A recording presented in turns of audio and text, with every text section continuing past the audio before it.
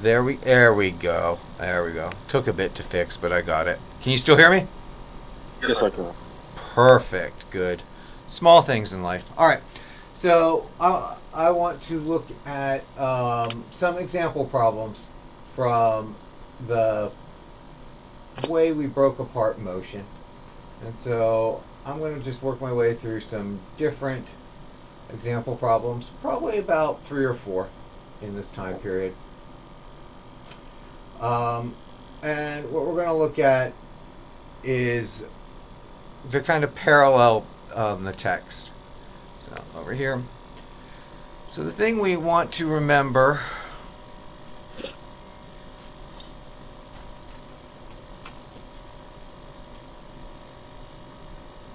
is that we will look for a change in position as the final position minus the original. We'll define an average velocity as the change in position over the change in time, which is the final minus the original. And I'll put the 2 endpoints in time. Again, we usually just have t because our stopwatches start at 0. But that's not always the case. If I want to look at it at an instant, Newton had to invent calculus, but we can at least pull some numbers out of this. And what happens at an instant? I also have a change of acceleration, which looks at how the velocity changes over time.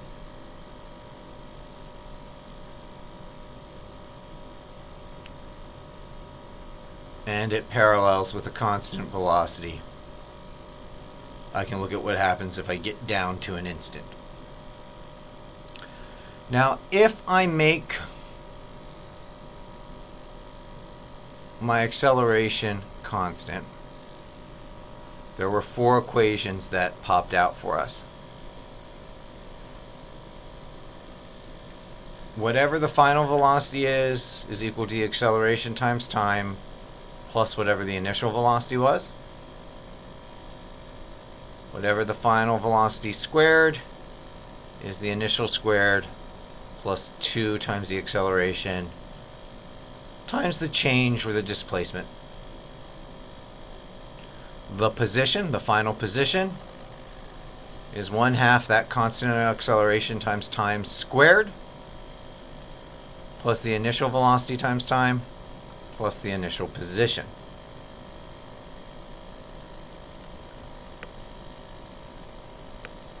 And the final one, the one I always forget, is that the average velocity, one acceleration is constant, are the 2 endpoints divided by 2, wherever you end up and where you started from divided by 2.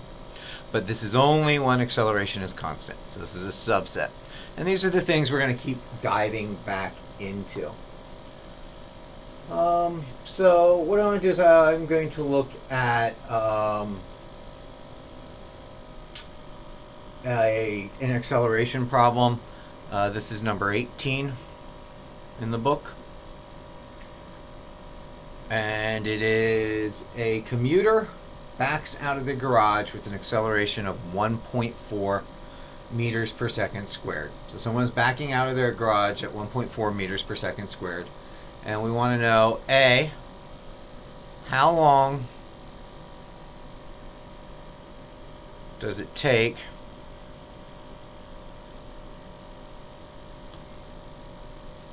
to reach a speed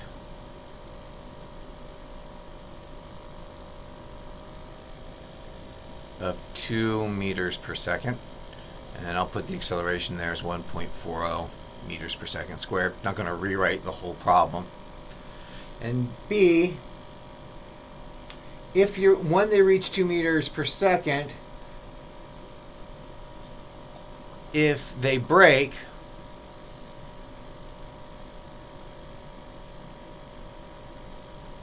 and it takes 0.00 seconds to stop,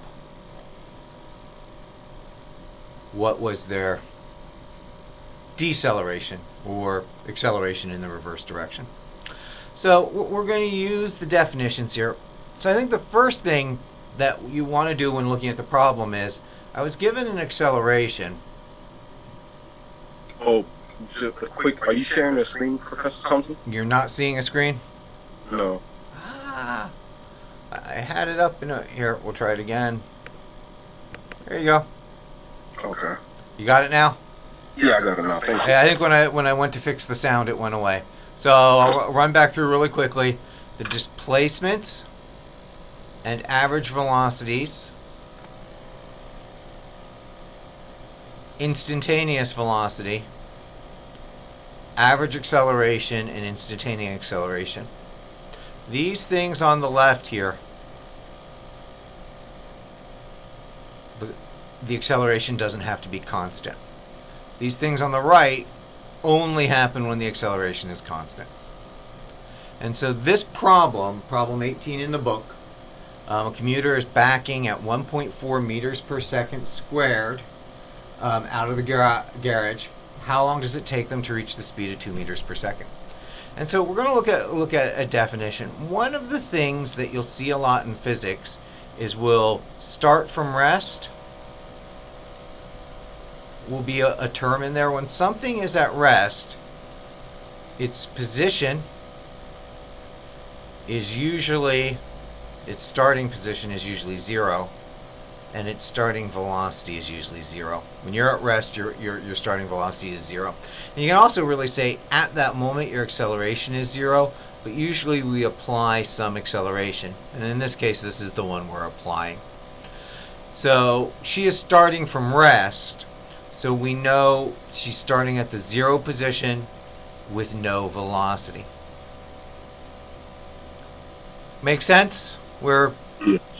This word will imply these two variables for us often. Sometimes it'll imply the third. It really depends on the situation. But in general, at rest, you're not. All of these things are zeroed out. But right away we apply an acceleration, so I don't have to worry about this bit. And so what I want to do is, how long does it take to reach a speed of 2 meters per second? So I'm looking at a change in speed that comes about because of acceleration. And so I'm going to look at the definition of acceleration as being the change in speed over the change in time. And I'm going to look at the final speed, which I'm just going to call v, minus the initial speed. And this is one of the things where the change in time I can just leave t, because I'm going to start from 0. So I know this is the system I'm going to be looking at, uses this equation to dominate it. And I know my A is 1.40 meters per second squared. I know my V naught is 0. I know my V final is 2.00 meters per second. And the thing I want to find is T. So I need to rearrange this so T is what I'm looking at. So I'm going to cross multiply. I'm going to multiply T over here, which will cancel it on this side. And I'm going to divide by A on both sides. And so I get T is equal to V minus V naught over A. And so this is 2.00 meters per second minus 0 meters per second over 1.40 meters per second squared. Now right here is where I stop and double check my units, because my units will be telling me if I'm doing this right or not. So I have meters per second upstairs, and both of these will give me meters per second, divided by meters per second squared. So the meters cancel, and the second squared comes upstairs, leaving me with just seconds, and time is in seconds. All right, so if we look at this from the units, this is the units that are coming out of this division. And so division is like multiplying by the reciprocal. So these cancel, and these I'm left with seconds. So I've set up the right equation. I usually check right before I plug things in the calculator, because if I've got my units wrong and I start plugging things in the calculator, I'm messy. And this is just a good check. And so my problem becomes just plugging these values, into the calculator. 2 divided by 1.4, and keeping 3 significant figures. I'm not going to worry about the calculator calculation. We can take it from there. Is that fair? You can plug that into the calculator at some point, 2.00 and 1.40. Yeah. Yeah. And our key here is we're focusing on this definition because we have these things. We have all but one.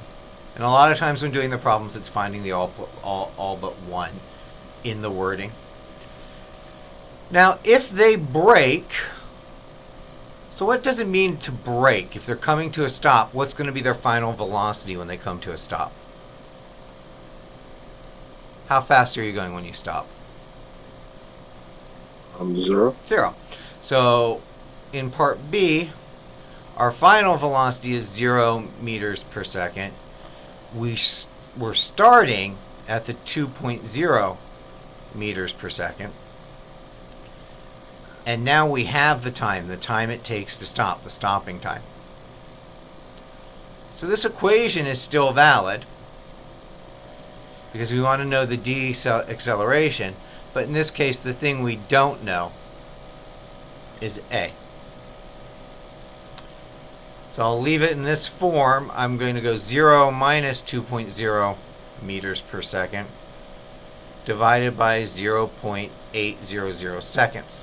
Again, I'm going to check my units here. Meters per second divided by seconds gives me meters per second squared.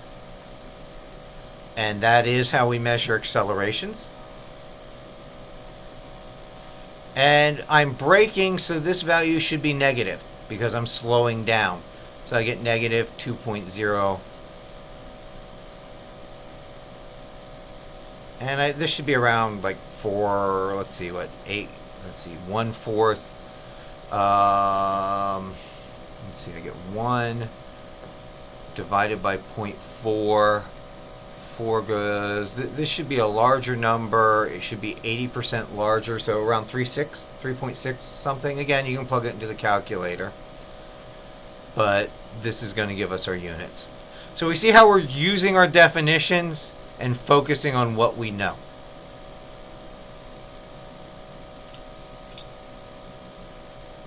Any questions? No question. So just plug into the calculator. That's it. At this point, yeah, I'm not going to go through getting the exact number out of it. I'll get it right down to where you're ready to put it in the calculator. That way we can focus on this bit here, which is the process. I'm comfortable you can put things into the calculator, but what I want to do is make sure we're getting things set up so that they're in the best place to put into the calculator, which is I have one kind of formula when it's all said and done. So that's what we're aiming for there. All right, let's scroll down a bit. Let's look at some of our friends with constant acceleration. Let's see.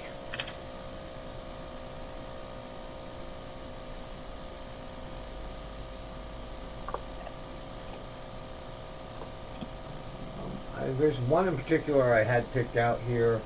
I wanted to pull it out.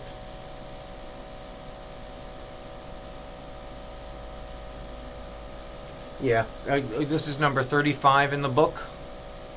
And what I'm going to do is I'm going to draw a figure to help me think here. And so it says, imagine a squirrel falling from a tree. So, put a fluffy little squirrel up here, right? And a big tail, ugly little rats with big tails. And it falls a height of 3 meters. So consider a gray squirrel falling out of a tree to the ground. If we can ignore air resistance, which if you study animals, squirrels actually maximize their air resistance, so they kind of have built-in parachutes. Flying squirrels actually have flaps of skin so that they can glide. A lot of wingsuits were designed after the how a flying squirrel looks. But for right now, we're just going to assume that the squirrel is falling with no air resistance. And we want to know what is its velocity right before it hits the ground. So we want to know its final velocity.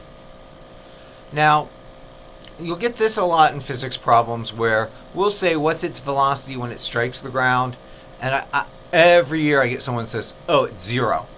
And what we mean is the moment right before it hits, right before it starts to get stopped, when it's going as fast as it can, that instant right before contact happens. And it's going to figure out how much damage is going on. So I have a falling question, and so when things are falling, we have gravity. And so near the surface of the Earth, gravity is an acceleration. We're going to give it g, is the variable we tend to use for it, of 9.8 meters per second squared. And it's in a downward direction. So my a equals g. Now there's a couple ways we can do this. We can say this is 0 and I'm falling towards 3, and I can make downward my positive direction. Or I can say this is 3 and this is 0, and I can make upwards my positive direction. It's up to us. The tendency is to talk about gravity as being negative, and down is negative. But because it is up to us to do it, always choose the place that makes the calculation the best for you. I'm going to stick with the convention. I'm going to assume downwards is negative. So when we're at the ground, we're at a height of 0. And when I'm up in the tree, I'm at a positive 3. We don't always have to do this. We're free to move these around. But then when we do this, we want to watch our signs. If I make my ground 0 and my height 3, gravity is negative. So what's happening with my squirrel is it has an initial position of 3. It has a final position of 0. It has an initial velocity. Well, how fast is it moving when it starts to fall?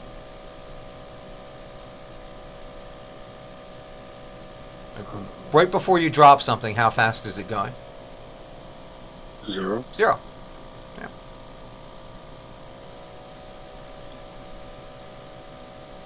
One of the things we want to look for is we want to find places where there's zeros or where we know for sure what a value is. And right before you let something go, it's not moving. And so what we're asking for is the final velocity. So I have my positions. And I could also say, hey, I have my change in position because that's x minus x naught.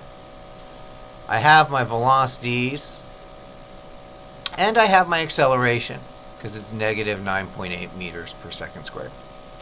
So what I'm going to do is I'm going to scroll up here and I'm going to look at my equations.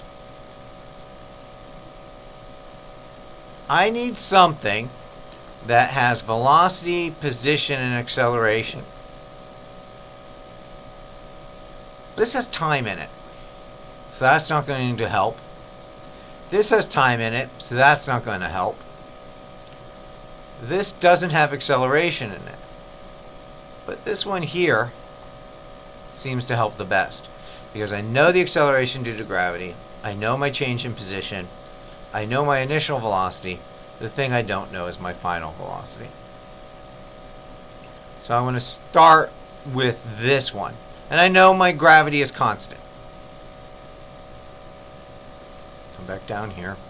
And so the equation I'm going to set up is my final velocity squared is equal to my initial velocity squared plus 2 times whatever my acceleration is times my change in position. Now I'm going to simplify this a little bit. If I think about my change in position, that's the same thing we call height, because I'm going from a height of 3 to 0. And I'm starting at 0, so 0 squared is 0. So one of the things I'll do is I'll scratch this out, because my starting velocity is 0. I'll make that go away.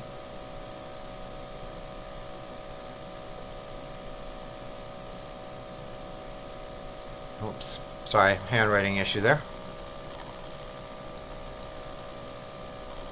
There we go.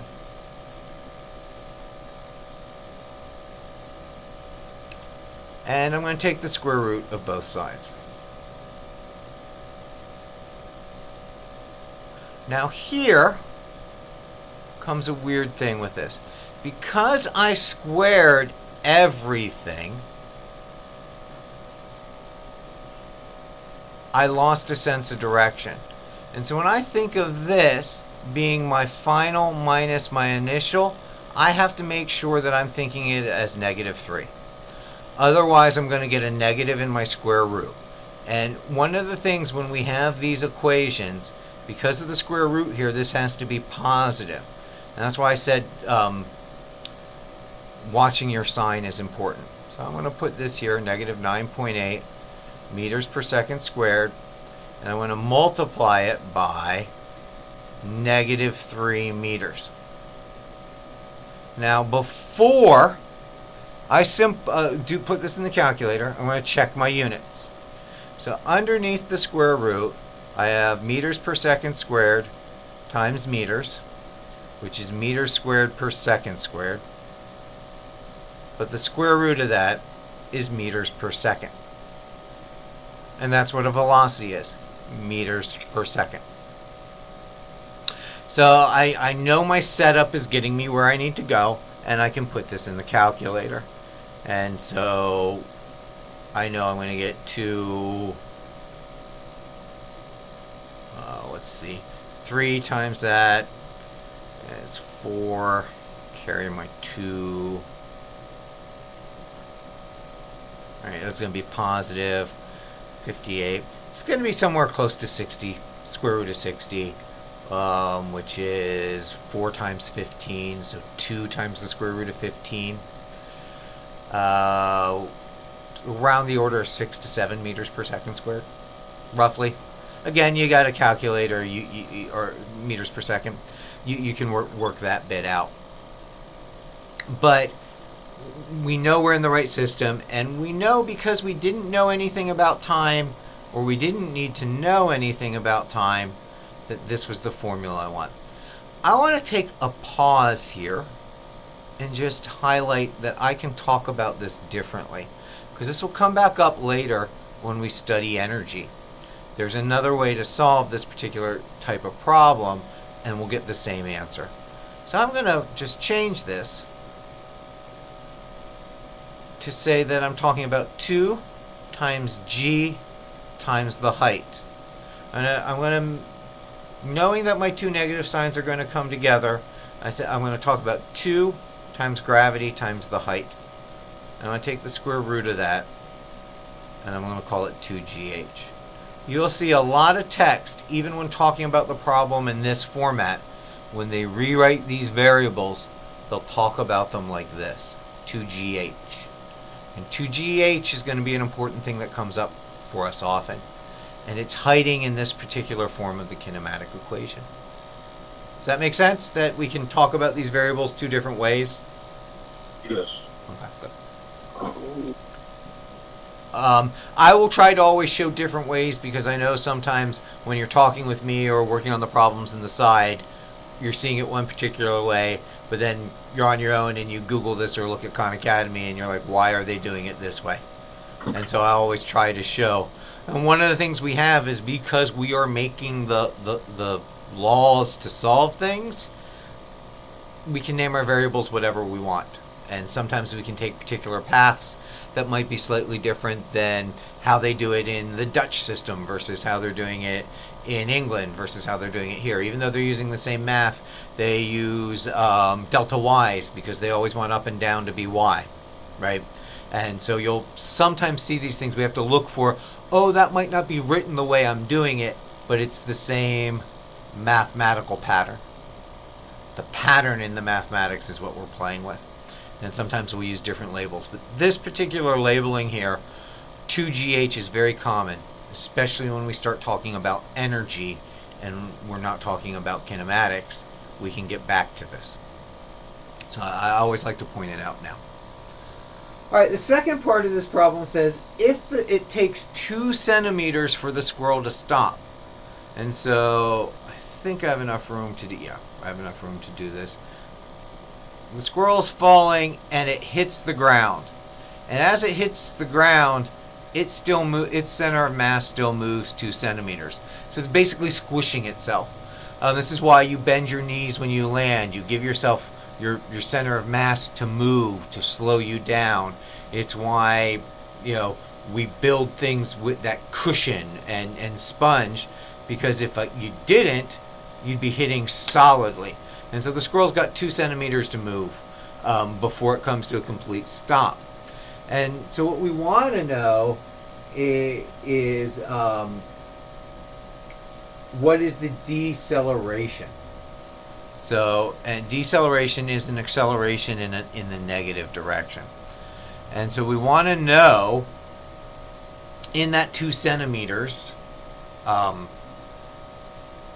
what the deceleration is. And we can use deceleration. We'll find out later it's related to force. So knowing how quickly we slow down knows how much force we need to do. It's a parallel for it.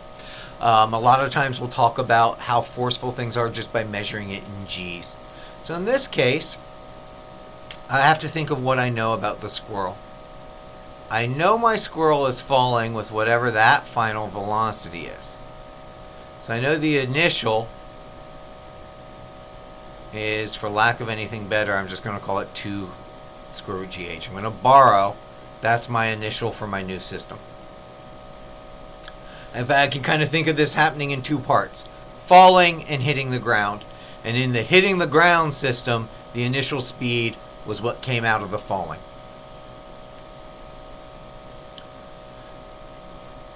Then it's going to end by going to 0. Because when I'm done squishing on the ground, I'm not moving anymore. And it takes me 2.0 centimeters to do that, which is the same as 2 times 10 to the negative second meters.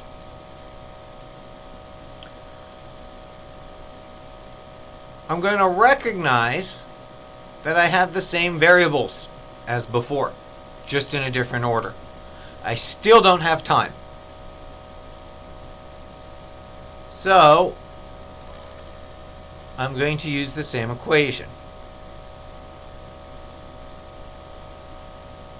I'm going to use it in this form because this isn't gravity.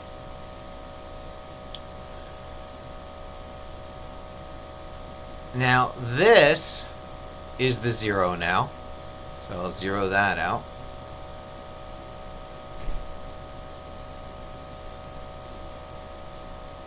And I want to solve for a now.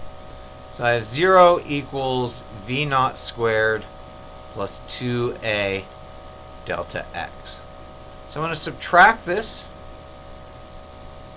with the v naught squared over here. Whoops. I don't need the plus sign anymore. I got rid of the v naught squared. And I only want the a, so I'm going to divide by the 2 delta x. And so this becomes, I'm just going to move it over here, negative v naught squared over 2a delta, or 2 delta x is equal to a. But what's nice is, if this was v, and I square this, I get negative 2gh over 2 delta x equals a. The 2's cancel, and I get negative gh over delta x. Now, I want to put this into place. Just ran out of room. I'm sorry, Jefferson. I'm gonna put the numbers over on this side here. Trying to keep it in room. I knew I was close. So I know G is 9.8 meters per second squared. I knew my height was 3 meters. And then I have 2 times 10 to the negative 2 meters. And meters cancels meters, so I'm left with meters per second squared. It's negative, which it should be because it's slowing down. And again, the rest is plugging this into the calculator. Are you okay with the link between the two? Where the end of the one is the beginning of the other?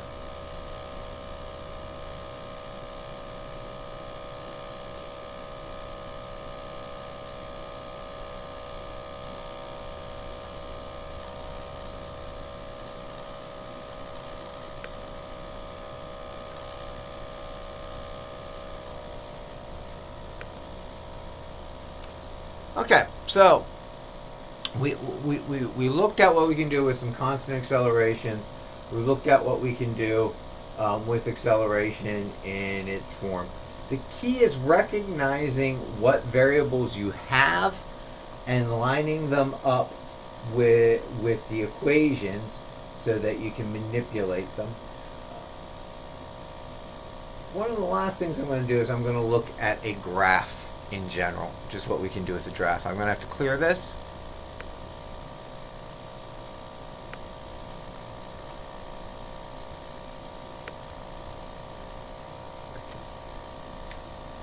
And so I'm going to look at a series of graphs here.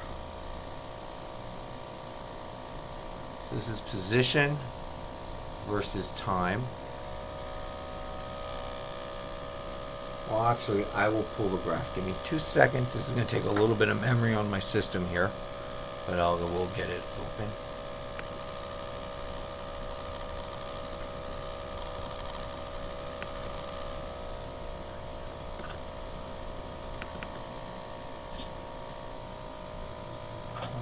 I'm opening up the resource here. 2 seconds. There we are. There we go.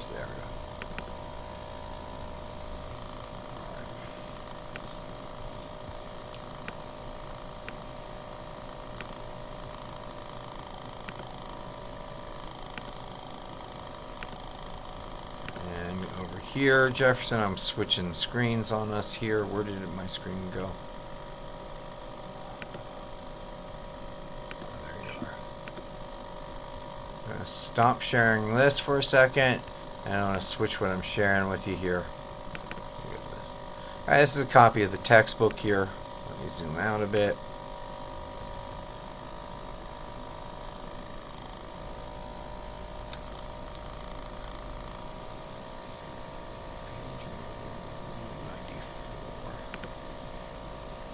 Oh, that's the solution manual. That's not the one I want. 2 seconds. I did warn it would take 2 seconds to get the resource out, but I grabbed the solution manual by mistake. The student solution manual. Where is this one? That's not the one.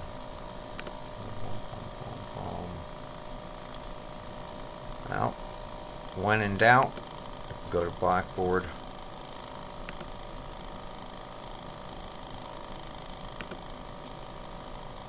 And come back over here.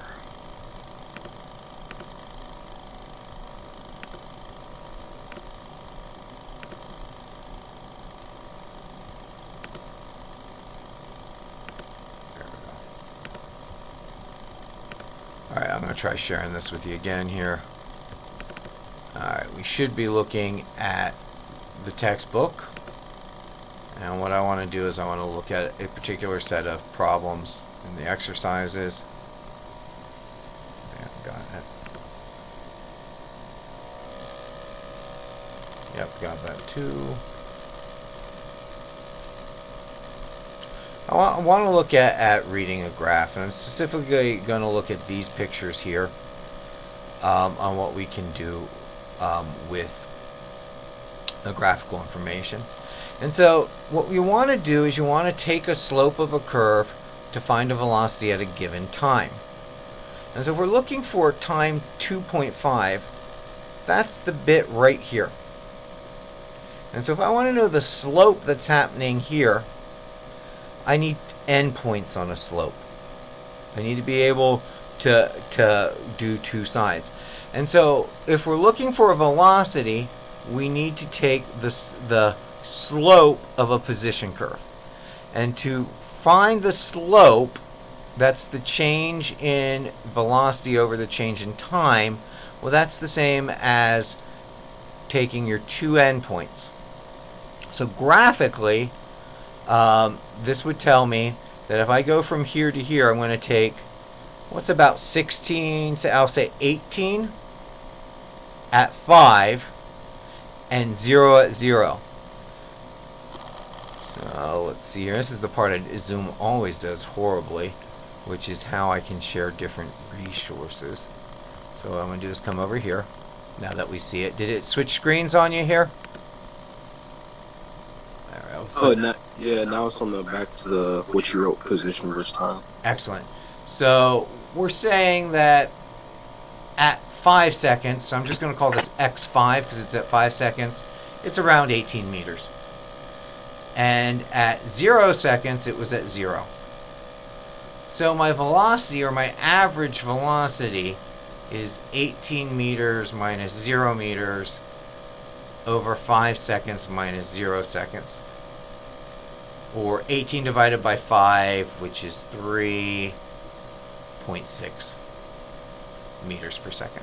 Roughly is what we're looking at. Again, this is an estimate. I think the book plots it right around 4 when they do it. Now if I go back to the book,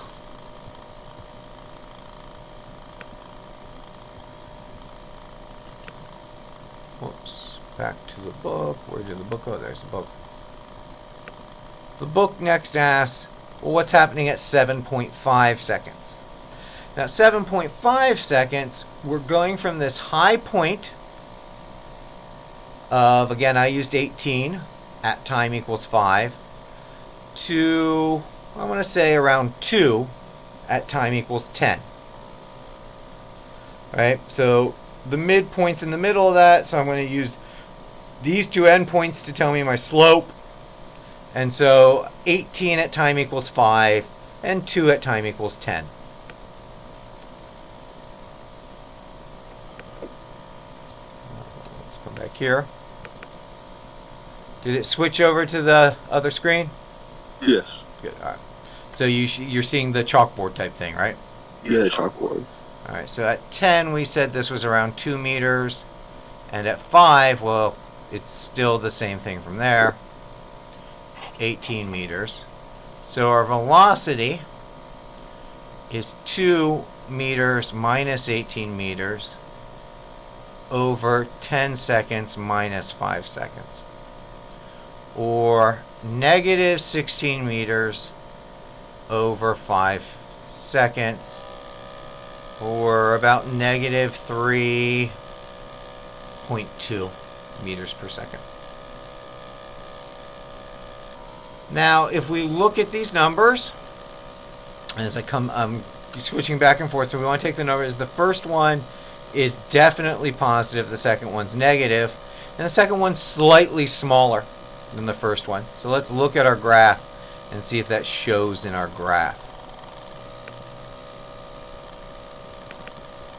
So if I come back here, if this is positive, which it was, it should be going up.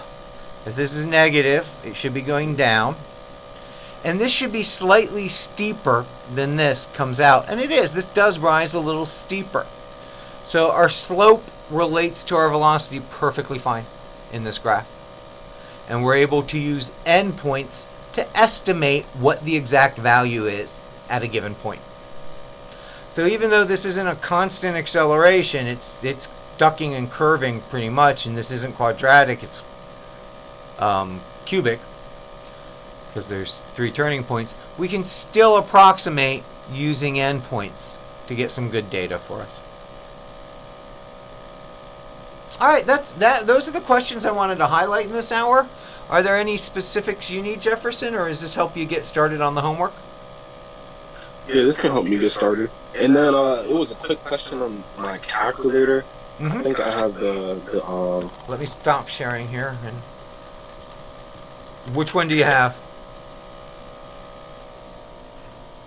Well, it wasn't a specific question on the. Well, it was about my calculator. I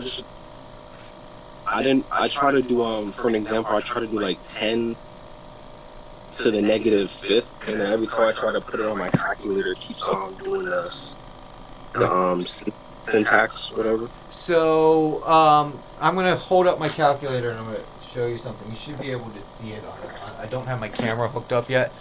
There you go. See it? Yeah. On mine, I'm sorry. This is like all arse backwards. Oh, so you have a TI-84? I think I have one of those too. Hold on. I just have a slightly different case for that, but the same. Yeah, it's 84. Is this 84 or 83? This one's 84. 84. So I have an 84 that has a slightly different case, but the keys are in the same place. So it looks like this. All right. So when you go to do things to a power, you're like 10 to the power. You have two negative keys. You have one for doing subtraction and one for saying a number is negative. If you use the subtraction one, you'll get the syntax error. The one for it being negative is like down by the 0 usually. It should be in the parentheses down in the lower corners. You have like 0 point and then in a negative, another negative. Okay. So when you're not doing a subtraction, you need to use that one. Calculators, it's funny, like this actually has a strong enough computer in it that it could intelligently figure that out. But when they invented these, they didn't quite have the programming to do that. So they haven't really updated it. But a lot of new software, you can just do a negative sign and it can figure out which one you meant. But for here, if you're doing subtraction, that's one thing. But if you mean a negative number, you have to use the other. Does that answer it? Yeah, that answered it. All right. Yeah. And then just one question on the, it was back on from the book. Yep. Example that you did, it was example 35 on it was the second problem that you showed with the velocity squared equals 2gh. Yes. I just wanted to know, after you did the delta x and that was 2.0 centimeters, how did you get the 2 times 10 to the negative 2? So I'm going to switch over to the book really quick here because I'll show you the chart in the book. It's also in the handout that I gave you. Let me see if I can get it on the book really quick. But remember on the handout, it has those Greek prefixes in it. Let's see. And if I can find the Greek prefixes, centi is the same as 10 to the negative 2. So I can actually, as a variable substitution, here it is here. So let me show it on the book really quick, and then I'll jump to it.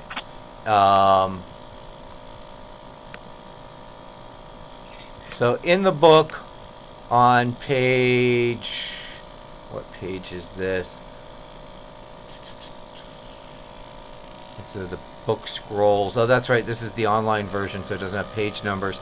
So this is in Chapter 1, Section 1.2. We get a list of these prefixes. And so when I look at centi, centi is equal to 10 to the negative 2.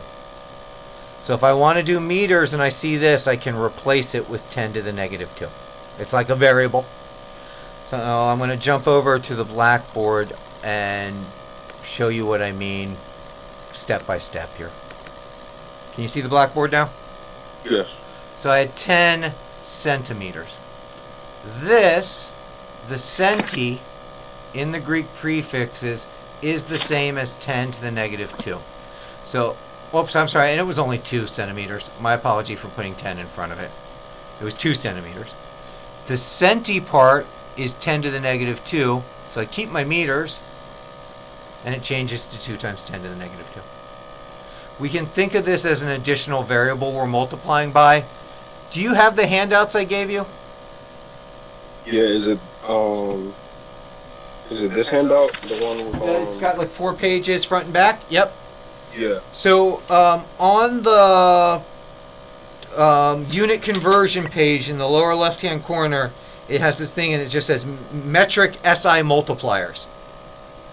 And so Yes. when you go to C, you can replace C with 10 to the negative 2 if you want it, whatever your thing is.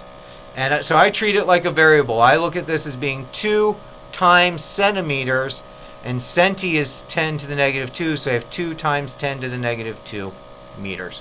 And so if I want meters, I just replace this. And so you'll come back to this list. The ones we tend to use a lot are centi, milli, and micro, and sometimes nano.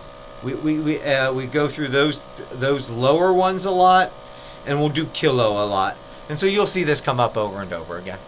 And we'll rinse and repeat our way through it. Does that make sense? Oh, okay. So for the centi, the milli, you just switch those for the SI multipliers. Right. Whatever the letter is, it can take place of it.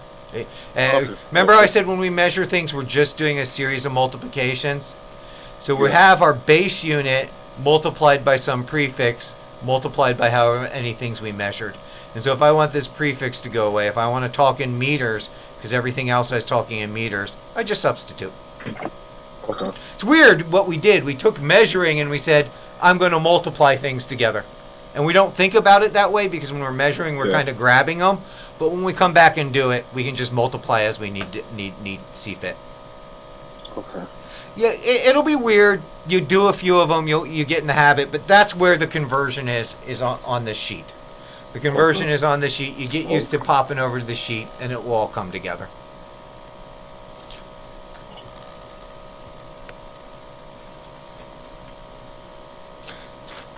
Anything else? No, that's it for now. You answered my questions. I'm gonna just go look over the homework. As soon as you get a question, email me. I can always record a quick little video overnight or whatnot, and I'll put it up for everyone to see. So, don't feel you have to wait until you see me again. Okay. And then you want the homework in person, right? In person, on paper, Friday. Okay. Thanks. All right. Thank you, Professor Thompson. No problem. You have a good one, mate, all right? All right. Thank you. Have a good one.